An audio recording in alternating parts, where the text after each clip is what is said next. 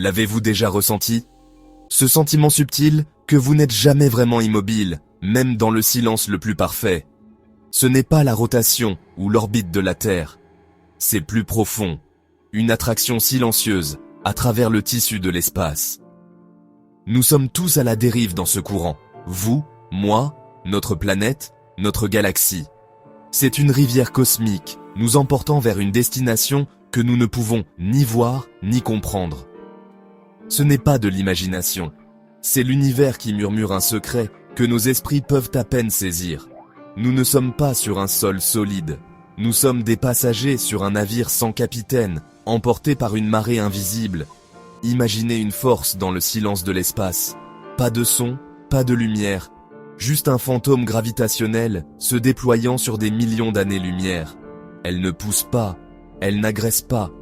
Elle attire, un doux appel, une lente dérive cosmique. La Voie lactée n'est pas une encre, c'est une feuille dans un cours d'eau, tourbillonnant avec d'innombrables autres galaxies, toutes attirées par la même influence mystérieuse. La destination est cachée derrière un voile de poussière et d'étoiles, dans une région que nous appelons la zone d'évitement.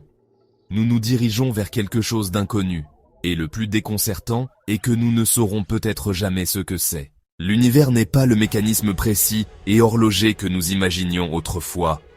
C'est un lieu d'ombres et d'énigmes, où nos cartes sont incomplètes et où des monstres de gravité rôdent dans l'obscurité. Notre galaxie, et des milliers d'autres, dévient de la trajectoire attendue, comme si elle répondait à un appel secret.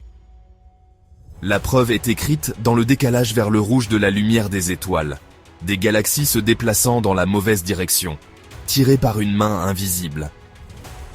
Ce n'est pas une dérive aléatoire, c'est un mouvement coordonné, pointant vers une source unique et invisible. Les astronomes mesurant la lumière, s'attendant à ce que les galaxies reculent, mais dans une direction, le recul est plus lent, tout glisse latéralement. Nous sommes comme d'anciens marins, remarquant les courants qui nous tirent hors de notre route, mais incapables de voir ce qui se trouve sous les vagues.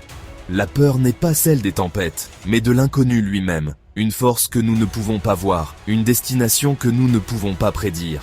C'est le malaise cosmique, à la dérive dans un océan d'étoiles, réalisant qu'un courant silencieux et puissant nous emporte vers une partie de la carte marquée « Ici se trouvent des dragons ». Plus nous regardons, plus nous réalisons à quel point notre compréhension est fragile et incomplète.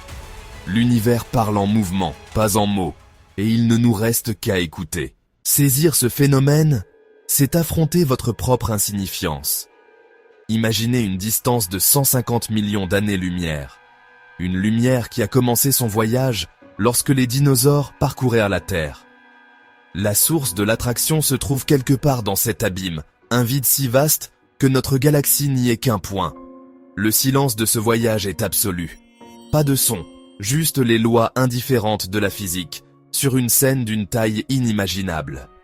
Toute notre histoire n'est qu'une brève étincelle dans ce profond silence, traversant un processus qui se déroule sur des milliards d'années.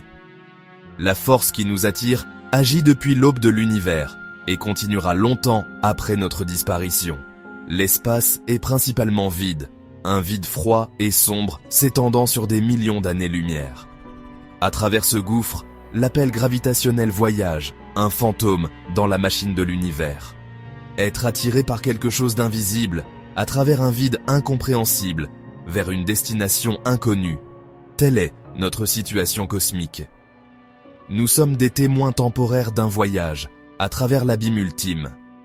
Des passagers involontaires, se déplaçant dans l'obscurité. Notre voisinage cosmique n'est pas statique, c'est un système dynamique et fluide. Le groupe local, incluant la Voie lactée, n'est qu'une partie du superamas de la Vierge. Mais même le superamas de la Vierge est en mouvement, un affluent dans une rivière bien plus grande. L'Aniakea, le ciel incommensurable. L'Aniakea contient 100 000 galaxies, toutes s'écoulant vers un centre de gravité commun. Notre galaxie est une gouttelette dans cette immense rivière, se déplaçant dans un courant organisé et cohérent. La découverte de l'Aniakea a approfondi le mystère, confirmant une puissante anomalie en son cœur. La destination de la rivière, le point où tous les courants convergent, reste caché. C'est l'emplacement du grand attracteur, le bassin dans lequel s'écoule cette rivière de galaxies. Le mouvement de 100 000 galaxies, toutes pointant dans la même direction, est un témoignage silencieux de sa puissance. Imaginez une rivière faite de galaxies, chacune contenant des milliards d'étoiles, s'écoulant avec une patience qui s'étend sur des éons. Nous ne sommes pas seulement dans une galaxie, nous sommes dans un flux, un courant de l'espace-temps lui-même. Le sol sous nos pieds semble solide, mais toute la structure est en mouvement, cascadant vers un mystère dans l'obscurité. Telle est notre réalité. Nous l'appelons le grand attracteur, un nom pour contenir notre peur, une étiquette pour l'inconnu. Mais ce n'est pas un objet confirmé, pas un trou noir supermassif que nous pourrions pointer du doigt. C'est un fantôme dans les données, une déduction du mouvement étrange et collectif des galaxies. La région est obscurcie par la dense bande d'étoiles et de poussière de la Voie lactée, la zone d'évitement. Nous sommes attirés vers une destination que notre propre galaxie nous empêche de voir. Le grand attracteur pourrait ne pas être une chose du tout, mais une caractéristique de l'espace-temps, une asymétrie fondamentale que nous commençons seulement à percevoir. C'est le nom que nous donnons au vide, lorsque le vide nous regarde en retour. Ce mystère n'est pas seulement scientifique, il s'infiltre dans notre philosophie, notre sentiment de soi. Si notre galaxie est tirée par une force inconnue, qu'est-ce qui est certain ? Le grand attracteur est une fissure dans la réalité, une brèche d'où émerge une angoisse existentielle. Il brise l'illusion de contrôle, nous exposant à la vaste indifférence du cosmos. Notre quête de sens vacille face à cet appel silencieux. L'univers ne se soucie pas de nous, le grand attracteur est le symbole ultime de cette indifférence. Il ne nous reste qu'à faire face à la connaissance que notre réalité est bâtie sur un profond mystère. Il y a une certaine cruauté dans la conscience. Nous demandons pourquoi, mais l'univers nous refuse des réponses. Le grand attracteur n'est pas un triomphe de la connaissance, mais une découverte de ses limites.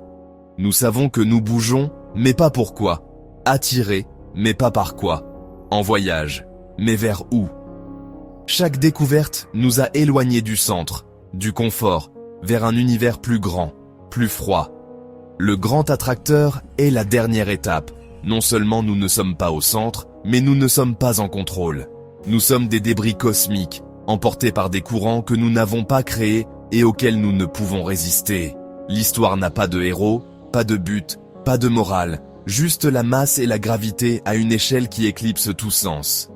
Accepter cela, c'est abandonner des illusions chéries et se tenir nu devant le cosmos. Le silence de l'espace est trop assourdissant, l'obscurité trop révélatrice. La connaissance du grand attracteur est un secret qui ne s'adapte pas à nos vies.